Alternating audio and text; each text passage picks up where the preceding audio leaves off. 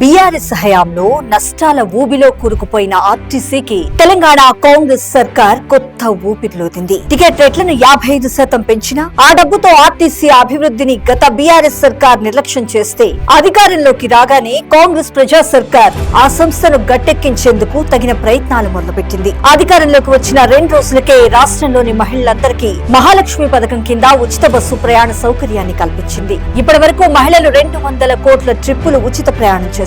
ఇందుకోసం ప్రభుత్వం 6,680 కోట్లను ఆర్టీసీకి రియంబర్స్మెంట్ గా చెల్లించింది. ఈ స్కీమ్ తో నెలవారీగా సగటున 358 కోట్లు ఆర్టీసీకి లాభం జరుగుతుండగా ఆ భారం రాష్ట్ర సర్కార్ పై పడుతుంది. మహాలక్ష్మి స్కీమ్ తో రోజుకు ఆర్టీసీలో ప్రయాణించే వారి సంఖ్య కూడా రాష్ట్ర వ్యాప్తంగా 50 లక్షలకు పైగా పెరిగింది. ఈ మొత్తం ప్రయాణికుల్లో సుమారు 75% మంది మహిళలే ఉన్నారు. ఆర్టీసీ అభివృద్ధితో పాటు గ్రీన్ రెవల్యూషన్ కు తెలంగాణ కాంగ్రెస్ సర్కార్ శ్రీకారం చుట్టింది. ఆర్టీసీ బస్సులను 100% ఎలక్ట్రిక్ గా మార్చాలని లక్ష్యంగా పెట్టుకుంది. ఇందులో భాగంగా 265 ఎలక్ట్రిక్ బస్సులను కొనుగోలు చేసి నడిపిస్తోంది. ఇటీవల 35 జేబీఎం లగ్జరీ ఈవీ బస్సులను కరీంనగర్ హైదరాబాద్ రూట్ లో ప్రవేశపెట్టింది ప్రజా సర్కార్. మరో 3 ఏళ్లలో 2800 ఈవీ బస్సులను కొనుగోలు చేయాలని నిర్ణయించింది. దీంతో పాటు ఆర్టీసీని డిజిటల్ గా మార్చేందుకు తెలంగాణ కాంగ్రెస్ సర్కార్ కంకణం కట్టుకుంది. త్వరలో బస్సులు గూగుల్ మ్యాప్స్ లో లైవ్ ట్రాకింగ్ తో కనిపించేలా ఏర్పాట్లు చేస్తుంది. దీనివల్ల ప్రయాణికులు రియల్ టైమ్ లో బస్సు ఎక్కడుందో తెలుసుకోవచ్చు.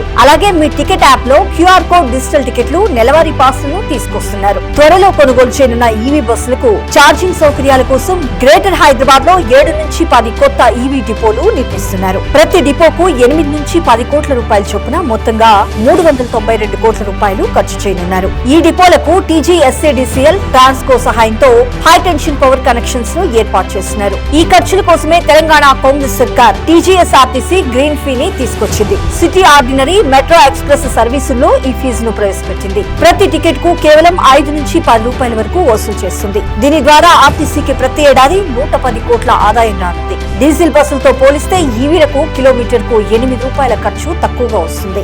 ఈవీలు ఆర్టీసీ ఆదాయాన్ని పెంచి కొత్త ఉద్యోగాలు సృష్టించనున్నాయి. అలాగే తెలంగాణను పొల్యూషన్ ఫ్రీ రాష్ట్రంగా మార్చడంలో కీలక పాత్రను పోషిస్తున్నాయి. కాబట్టి ఇది దీర్ఘకాలికంగా లాభదాయకంగా ఉండడం వల్ల ఆర్టీసీ ఇప్పుడు ఈవీకి మారిపోయింది. ప్రయాణికులపై స్వల్ప భారం వేసి తెలంగాణ ప్రభుత్వమే ఆ నష్టాన్ని భరిస్తూ ఆర్టీసీ ప్రగతి రథ చక్రాలు పరుగులు పెట్టేందుకు వేగంగా ముందడుగు వేస్తుంది.